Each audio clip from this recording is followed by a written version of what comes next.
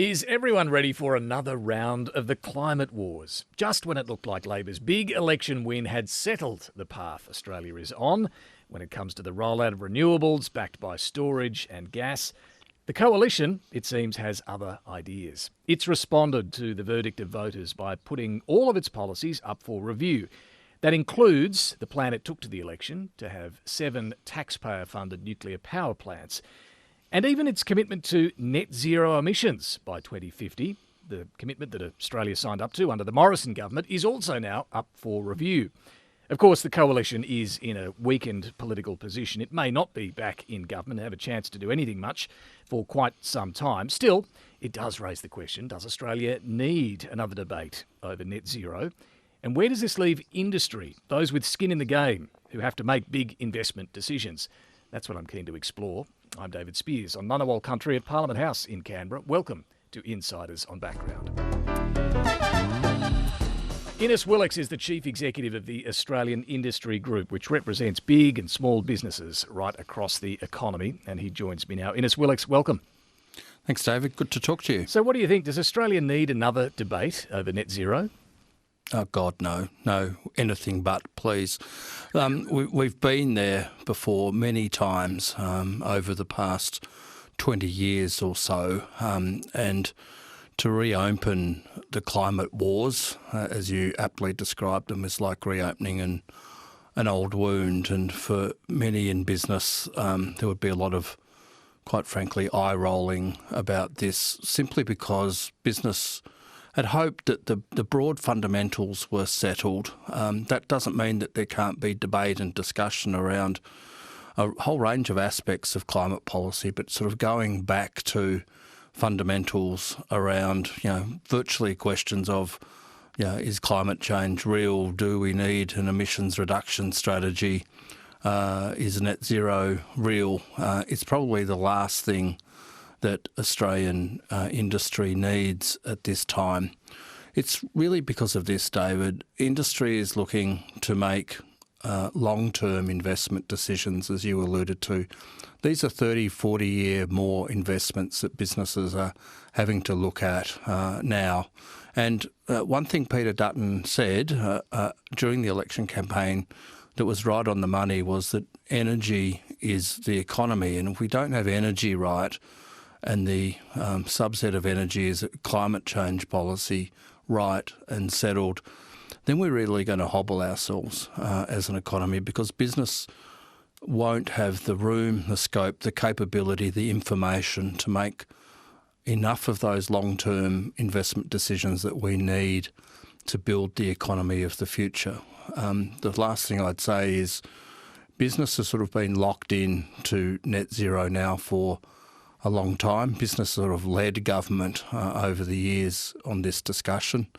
And business has already made some investment decisions predicated on emissions reduction heading towards net zero by 2050. To reopen that now would put a lot of potential investment decisions on hold. Well, Ines, that was a very blunt answer there. I just want to be absolutely clear here to those in the coalition who are saying, should we, shouldn't we stick with the net zero target? I'll come to the debates about nuclear in a tick, but should we or shouldn't we stick with the net zero target? Because, Donald Trump's left the Paris Agreement, and, Conservatives in the UK have also gone wobbly on net zero. You're saying from an industry perspective to the coalition, at least stick with net zero. David, the short answer is this, that we have an agreed position that both political sides had settled on and have settled on for some time. And that's given business and industry some certainty around investment. To go back on that now would make things very difficult for industry to make clear investment decisions right across the economy, because energy is so important to a range of businesses, not just energy-intensive industry or generators or utilities. There's a whole range of things that are at stake here, and have been decisions that have been based on some policy settlement. Everyone knows there is going to be debate around the edges, if you want to put it that way. That's fine. But the fundamental is net zero by 2050. We'd agreed on it. Let's not back away and walk away from it.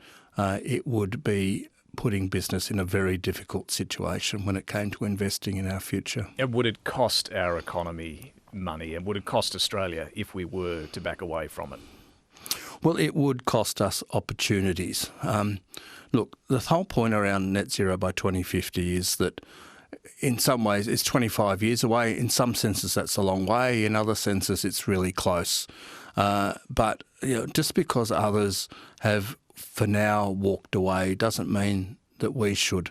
The United States walked away, came back and walked away again.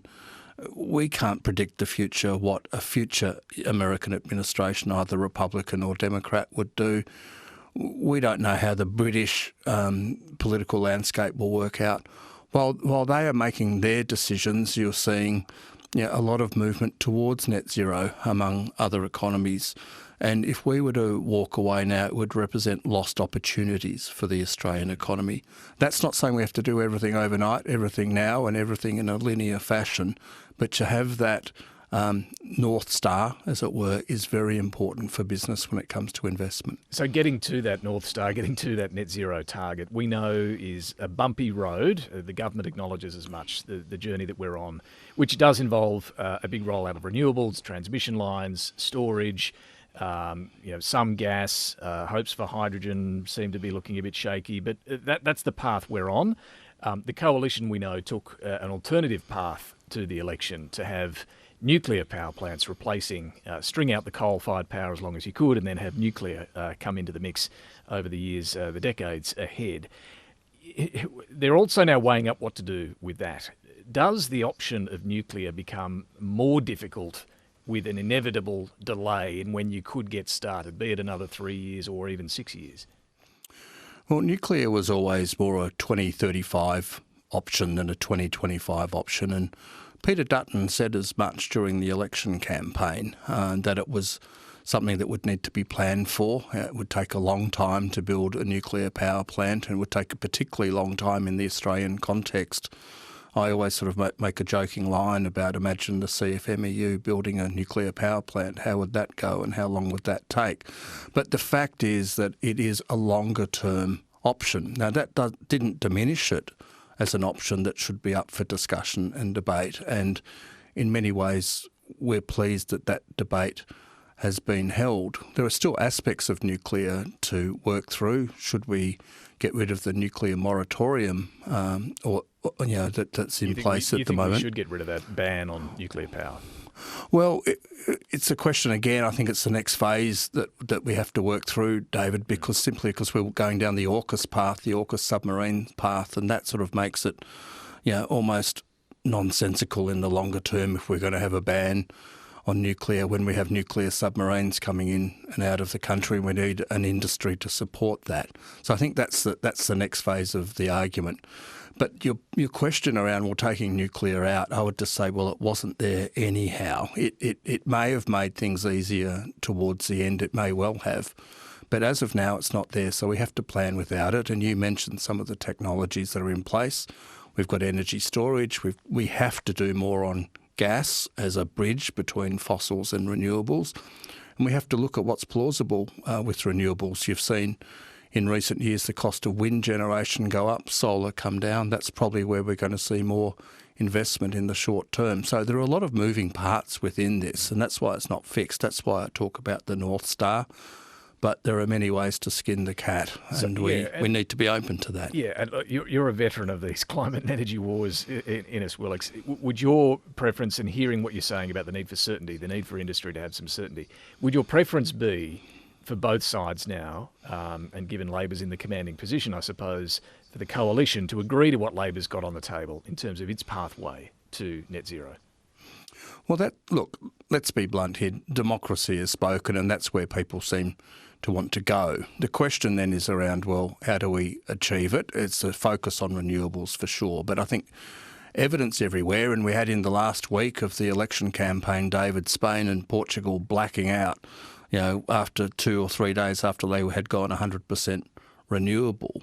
So you always have to have backup systems, and that's where we say gas is important. We will have a phase down of coal in time, because coal is becoming largely uninvestable in the Australian domestic context.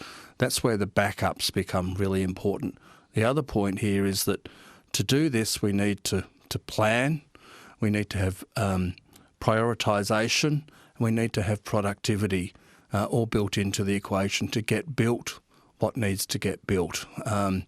And we think that's really important. That's where the energy should lie, is sort of fixing up our systems to get stuff done. That's an interesting point. Just tease that out for us when you say that you need that productivity in the build-out of this new energy system. What are you talking about there? Well, the government's, through its last term had a whole range of objectives around renewable build, and, we just haven't achieved that as a country. We haven't built the solar farms, we haven't built the wind that was expected. We've talked up hydrogen, that hasn't come to fruition. And we haven't sort of got the technology for storage in place either. So, we've got to look at a whole range of things around planning, around permitting, around construction time, construction cost. Does this include some of the so-called green tape that can stop big renewable projects going ahead? Well, absolutely, and that's where we're really interested in sort of what some of the government is saying it will do with under Murray Watt in the environment portfolio, to see how we can unshackle some of that to allow the build to occur. It did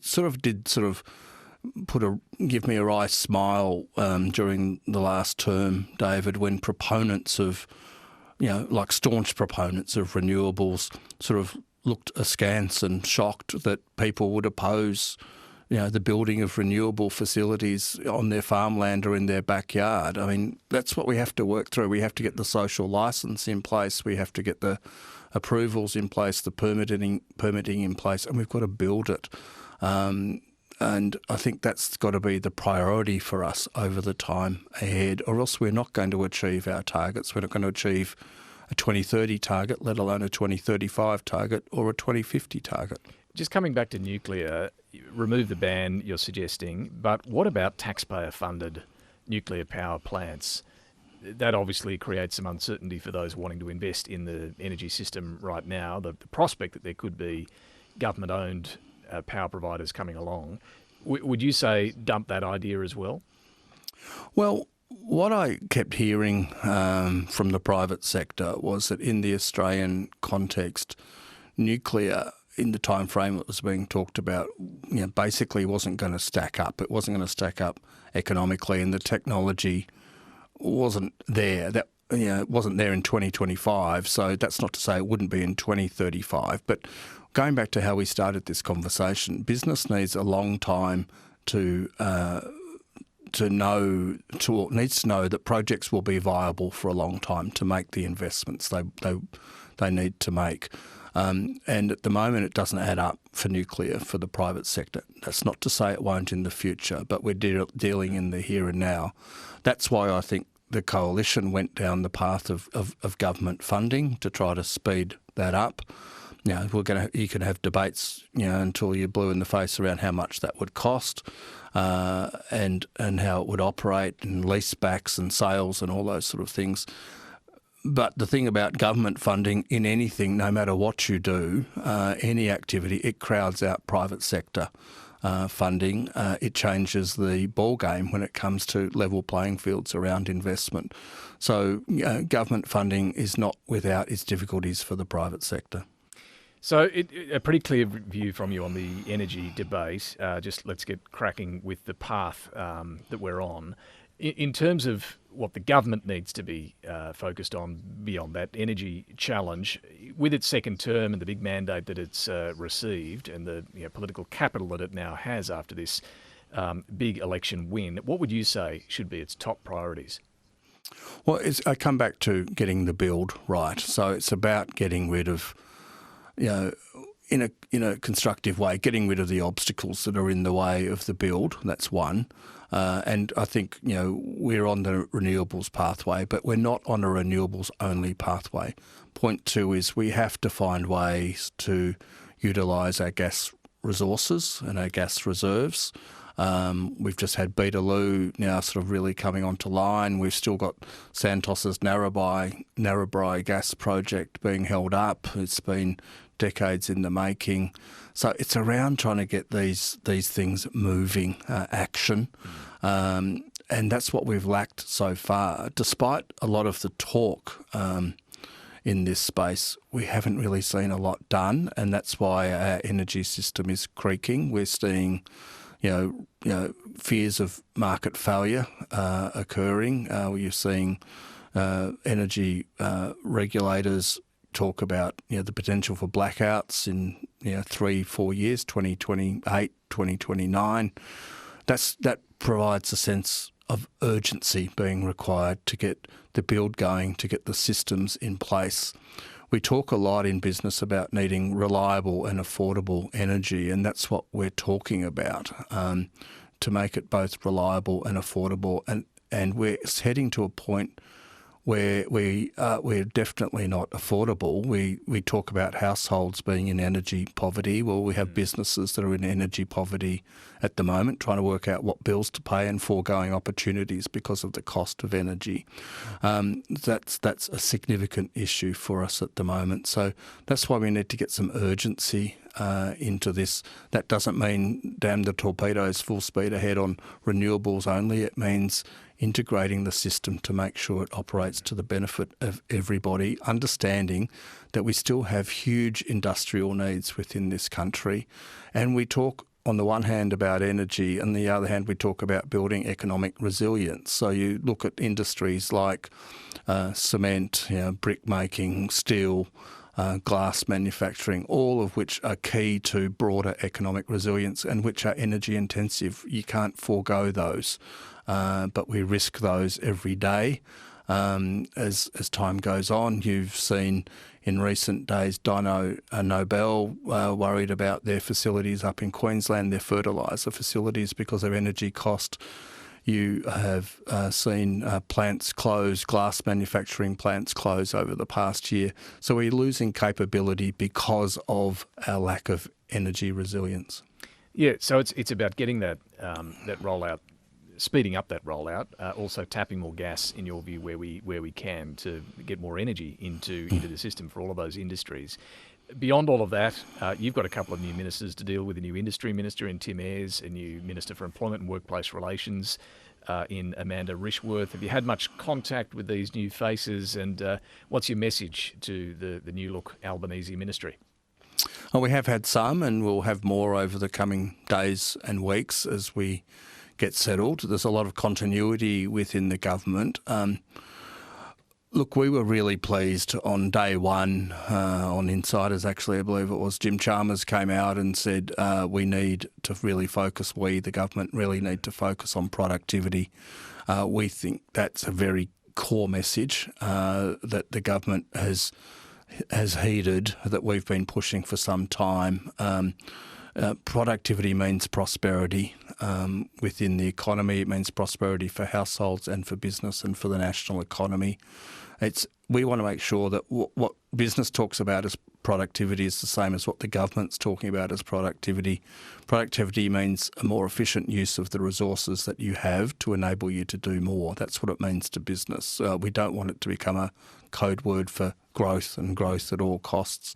So we want that focus on productivity. Really pleased the government, through Treasurer Chalmers late last year in December, tasked the Productivity Commission with doing 5 key reports, 5 pillars as it's known, into productivity, and then some more work that was announced last week. Then we've got to get on to the bigger issues around tax, deregulation, broader competitiveness, to make us a competitive economy, and that's where energy fits into that broader competitiveness equation. It used to be a huge economic advantage to Australia. Now it's not, and for many within business, it's a bit of a millstone. Well, productivity, tax reform, many issues to be tackled over the coming term. We look forward to talking to you throughout the coming few years. Indepth Willox, thanks so much for joining us today. Thanks, David. Take care. And thanks for your company as well. If you have any thoughts on this conversation or ideas for the podcast, do drop us a line, insiders@abc.net.au. We'll have more on all of this and the political landscape as it looks a couple of weeks on from the election on Sunday morning. Hope you can join us for Insiders 9 a.m. from the couch. See you then. You're making us all feel very excited about being here.